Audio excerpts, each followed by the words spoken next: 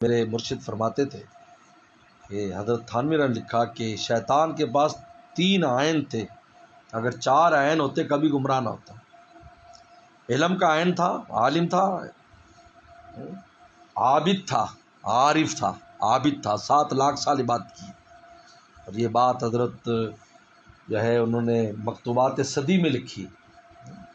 یحییٰ منیری رحمۃ اللہ علیہ پانی پتی، مکتوبات صدی بہت مشہور، یعنی یہ وہ خطوط ہے کہ جس کے اوپر پہلے بزرگ چلہ لگاتے تھے، 40 دن خلوت میں رہ کر اس کو پڑھتے تھے۔ جس طرح مکتوبات حضرت جنا مجدد الفسانی باقاعدہ اس کے اوپر مراقبات اور پتہ نہیں کیا کچھ ہوتا ہے، ان کے خطوط میں بھی آگ بھری ہوئی ہے۔ تو اس میں لکھا 7 لاکھ سال عبادت کی، تو عابد بھی تھا، عارف بھی تھا، اللہ کو پہچانتا تھا۔ اس لیے عین غصے کی حالت میں درخواست دے انذرنی الی یوم یبعثون، حالانکہ بتا حالانکہ اگر کوئی غصہ ہو گیا یار ابھی درخواست نہ دینا، افسر بہت غصے میں، کبھی منظور نہیں ہوگی۔ گھر میں بیگم غصے ہو، بندہ نہیں کہتا چائے پکا دو، یار ٹھہر جا ذرا، طبیعت اچھی ہو جائے پھر چائے شائے نہیں ملنی ہمیں۔ تو لیکن اس کو پتہ تھا، وہ عارف تھا، شیطان اس کو پتہ تھا کہ یہ اللہ تعالیٰ مغلوب الغضب نہیں ہے، مخلوق تھوڑی ہے تو مغلوب ہو جائے۔ انذرنی الی یوم یبعثون، مجھے یوم یبعثون تک مہلت دے دی۔ یوم یبعثون کیوں کہا؟ چالاکی کی، تاکہ میں مروں نہیں، کیونکہ جب دعا میں مروں نہیں، فرمایا کہ کیا ہے آگے پڑھے، یبعثون، اللہ تعالیٰ نے فرمایا کہ الی وقت یوم معلوم، یوم معلوم تک دیتے ہیں۔ اگر یہ اللہ نے فرمایا ہمیں پتہ ہے کب تک دینا ہے تجھے، اللہ نے یوم یبعثون کا وعدہ نہیں کیا، کیونکہ وہ تو چاہ رہا تھا کہ اللہ تعالیٰ سے کہلوا لے کہ جب تک دوبارہ لوگ زندہ ہوں تاکہ مجھے مرنا نہ پڑے، کیونکہ آخر میں جس کو مارا جائے گا اس میں شیطان ہی تو ہوگا، سارے ختم ہو، پھر اس کی باری آئے گی۔ اور جتنے فن بھی اسرائیل السلام نے آج تک سیکھے بندے مارنے کے، وہ سارے اس پر آزمائے گا جبرائیل السلام، کیسے ٹانگ کے بل کیسے مارنا ہے اور منہ کے بل کیسے مارنا ہے، جس طریقے سے وہ سارے فن شیطان پر اپنائے جائیں گے، سارے فن، ان فنون سے ان کو تو فن آتا ہے نا بندے مارنے کا، کیسے فن مارا کیسے جاتا ہے، جان کیسے نکالی جاتی ہے۔ ہر بندہ ایک طرح تو نہیں مرتا ہے، کوئی تو کہتا ہے چلی جائے ہماری، اور کوئی نہیں مرنا چاہتا ہے تو وہ اس میں گھس جاتا ہے۔ والنازعات غرقا والناشطات نشطا، ان 2 آیتوں میں دونوں ہیں، نازعات غرقا اندر غرق ہو کر کھینچتے ہیں، اور ناشطا کسی کے بند کھول دیتے خود نکل جاتی ہے، یہ خود قرآن نے بیان کیا ہے اس کو۔ تو وہ پھر آخر میں تو اس نے تو وہ عارف بھی تھا لیکن عاشق نہیں تھا، اس لیے اللہ کے حکم پر اڑ گیا، عقل پر تول دیا اس نے حکم۔ یہ شریعت کے حکم کو عقل پر تولنا یہ شیطان کا کام ہے۔ جی اس میں کیا کہ کوئی حکمت ہو تو ہمیں بند کرے نا، کوئی سمجھ تو ہمیں تو آ نہیں رہی اس کی کیا وجہ ہے، جی حکمت کیا ہے، حکمت کیا ہے۔ حضرت شیخ الحدیث مولانا ذکر رحمۃ اللہ لکھا کہ ایک سہارنپور میں ایک آدمی تھا، وہ ہر چیز کی حکمتیں علماء سے پوچھتا رہتا، اور میرے مرشد کو بہت تنگ کرتا، مولانا خلیل احمد صاحب سہارنپوری رحمۃ اللہ کو، وہ بہت سادہ آدمی تھے، ان کو تنگ کرتا کہ جی اس میں کیا حکمت ہے، جی اس میں کیا حکمت ہے، حضرت سمجھاتے بھی تو حکیم الامت تھانوی رحمۃ اللہ علیہ گزر رہے تھے، تو وہ وہاں اترے اور تھوڑی دیر کے لیے مدرسے آئے، آگے کہیں جانا، اس کو پتہ چلا کہ جی وہ ایک بڑے مولانا صاحب آئے ہیں، ان کو بھی میں جج کروں گا، تو حضرت کے پاس تو آتا تھا، اب حضرت تھانوی تو تھانوی تھے، تو حضرت وہ آ گیا، حضرت آگے بیٹھ گیا آ کر، شیخ ذکر فرماتے ہیں میں نے تھانوی یہ شخص بہت تنگ کرتا ہے، اور حق بابا آپ کو بھی ہم معذرت ہے پہلے سے اگر ایسی کوئی بات، میں کچھ پرواہ بند کرنا، ہاں کیا بات ہے، فلاں حکم میں حکمت کیا ہے، ان کا یہ بتا اس کے علاوہ جتنے احکام ہیں ان کی حکمتیں تجھے پتہ ہے، تو اس کی جو پوچھ رہا ہے باقی کی پتہ ہے، اگر تجھے پتہ ہے تو بتا، ذرا پہلے تو بتا، اگر نہیں بتا تو اس کو بھی اسی کھاتے میں ڈال۔ حضرت شیخ زکریا فرماتے ہیں کہ وہ بیچارے جوتی تلاش کر رہے تھے، جوتی کہاں ہے، تو شیطان نے بھی یہ پوچھا، خلقتنی من نار و خلقتہ من طین، نے آپ کس طرح ان کو کر رہے ہیں، میں کیسے سجدہ کروں،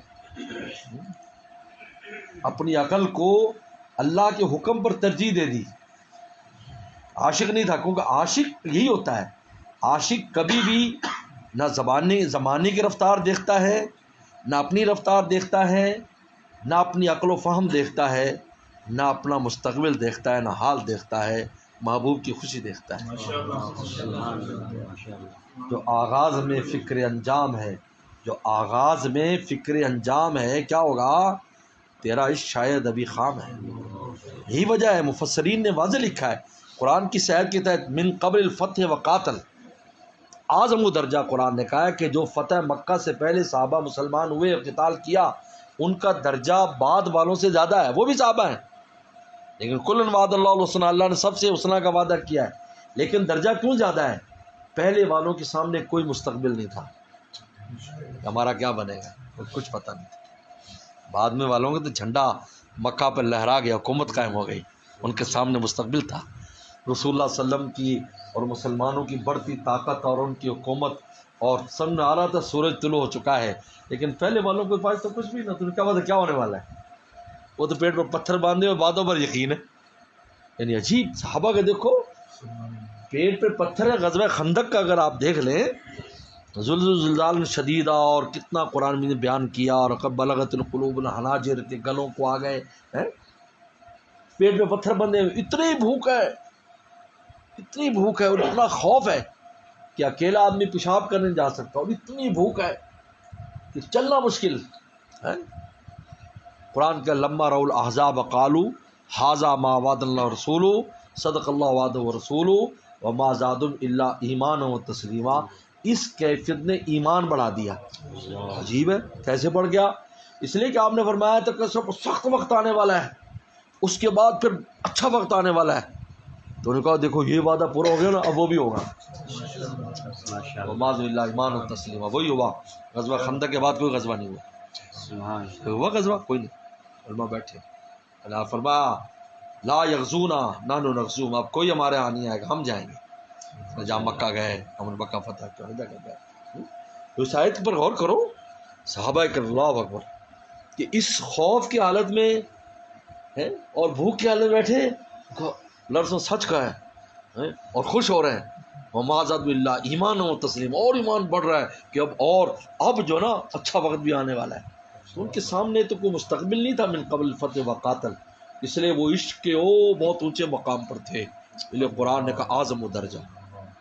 بعد والوں کے سامنے تو مستقبل تھا کہ اب کیا ہونے والا ہے، لیکن ان کے کلوں وعدہ میں وہ بھی صحابی ہیں، لیکن صحابہ کا فرق ہے۔ اور آپ نے خود فرمایا کہ میرا وہ صحابی جو فتح مکہ سے پہلے کا ہے، اس نے اگر ایک مد بھی اللہ کے رستے میں دیا ہے، بعد والا احد پہاڑ سونے کا بھی دے دے تو اس کے آدھے نصف مد کو بھی نہیں پہنچ سکتا۔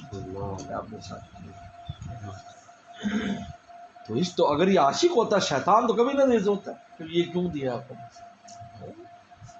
کوئی نہ سوچتا بھی نہ، فوراً عمل کرتا۔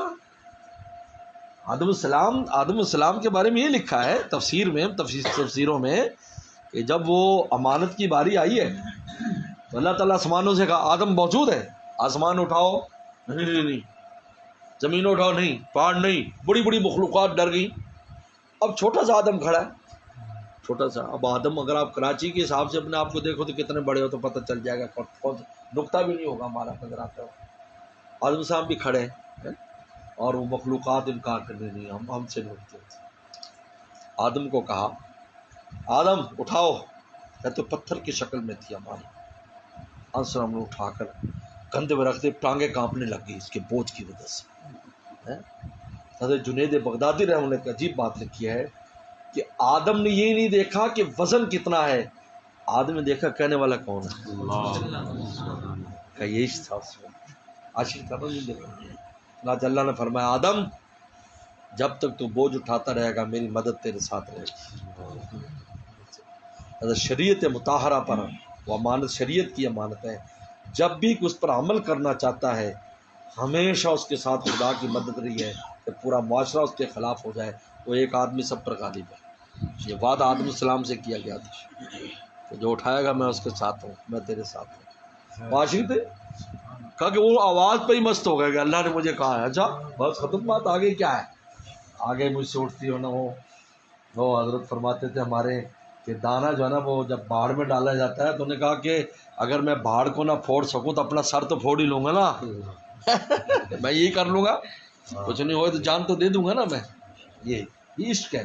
تو اللہ تعالیٰ نے یہ آدم السلام کو اور اس کی اولاد کو یہ مادہ عطا فرمایا، شیطان میں نہیں تھا. اگر وہ عاشق ہوتا تو کبھی یہ نہ کام کرتا. عشق اللہ کا جو عشق ہے وہ پھر نہیں دیکھتا کہ بھائی کیا ہے. انسان جتنی بڑی بڑی قربانی ہے، کیوں انسان حیران، یہ فرشتے حیران ہوتے ہیں یار دیکھو اس انسان کو اپنی جان بھی دے رہا ہے خدا پر، اور دے کر بھی یہ کہہ رہا ہے کہ حق ادا نہ ہوا. جان دی ہوئی نہیں کی تھی، حق تو یہ ہے کہ حق ادا نہ ہوگا.